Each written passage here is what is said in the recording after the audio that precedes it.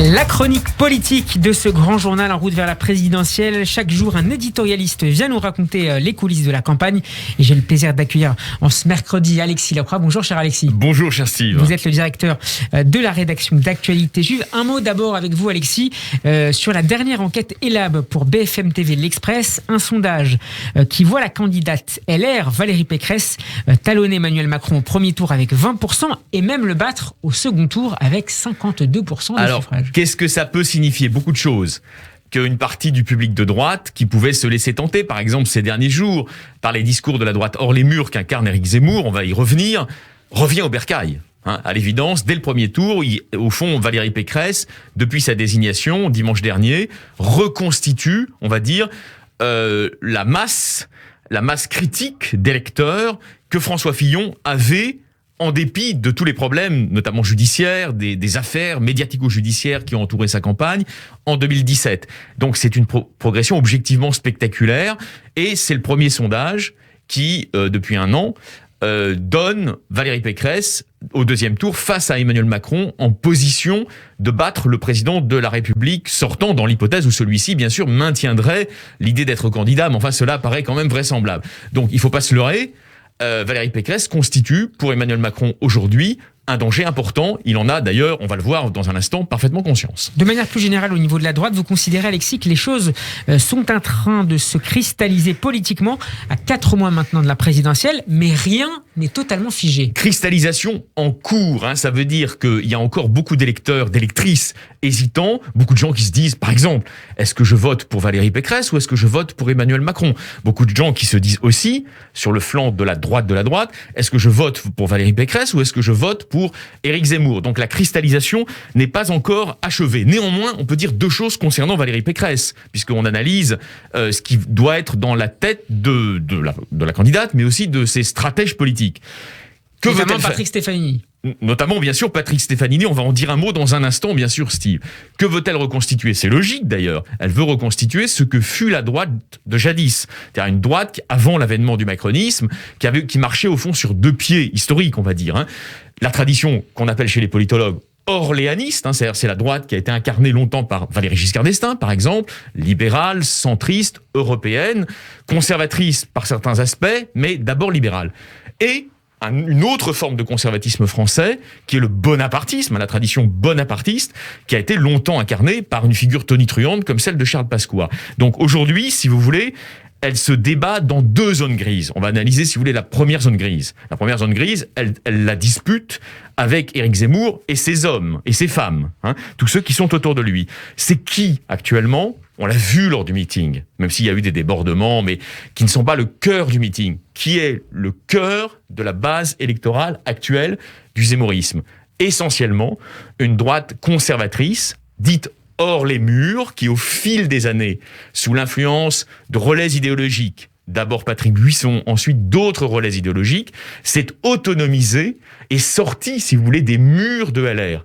Un des objectifs de Valérie Pécresse, avec son directeur de campagne, le très droitier Patrick Stefanini, c'est de convaincre ces électrices, ces électeurs qui hésitent avec Éric Zemmour, qui sont donc la quintessence de la droite hors les murs. En gros, s'il faut citer un titre de presse, ça correspond au positionnement de valeurs actuelles ou de l'incorrect.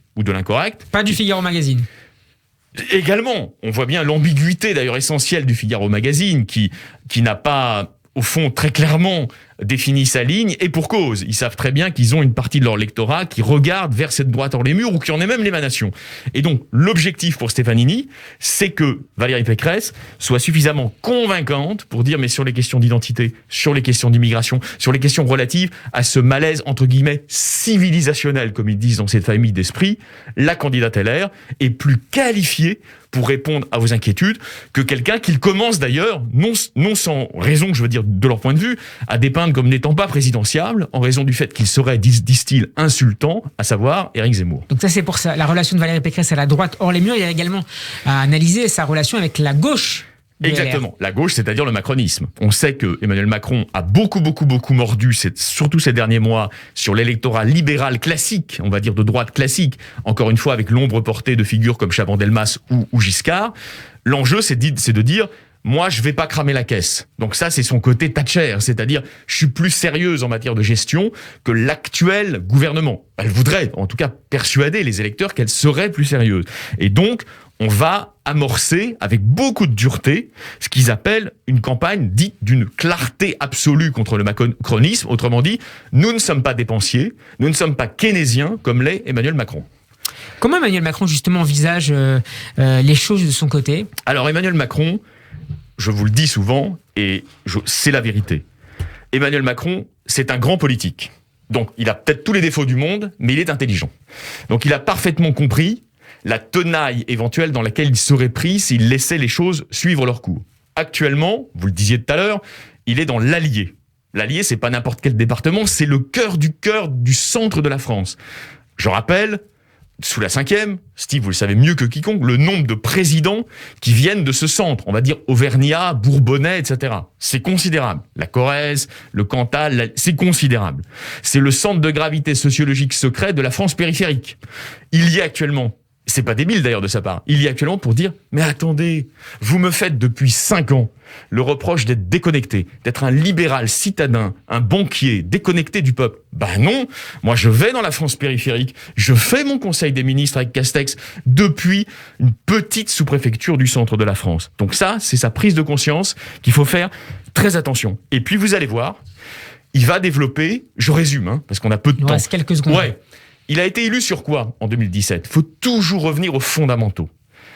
La promesse d'une ascension sociale par la libéralisation. 5 ans après, qu'est-ce qu'on voit ? Le quoi qu'il en coûte, tout ça. Les Français veulent de la protection. Surtout ces Français vers lesquels ils se tournent aujourd'hui dans l'Allier, Steve. Donc, ça veut dire quoi ?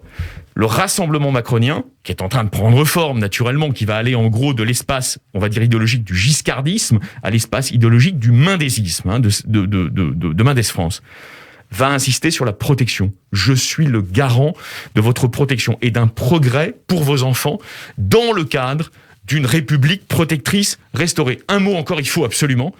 Très vite, Alexis. Ouais, ces conseillers le disent d'ailleurs, ils sont intelligents, ils vont pas laisser tomber l'identité. Ils savent très bien que Zemmour, de ce point de vue-là, a préempté un des thèmes importants et ils veulent aussi avoir un discours sur le civilisationnel pour que Pécresse puisse pas dire « Regardez-moi ces gens-là, ils sont livrés au mondialisme, ils sont en train de tourner la page de la France, ils sont condamnés à la post-nation. » Macron ne veut pas être victime du procès en post-national. Merci beaucoup Alexis Lacroix pour cette analyse. En route vers la présidentielle, c'est à retrouver en podcast sur radioj.fr et en vidéo sur la page YouTube. Nous serons demain en compagnie de Mickaël Darmon. On vous retrouvera également, Alexis, demain dans ce grand journal pour nous parler du dernier numéro d'Actualité Juive. À demain. Avec joie, à demain.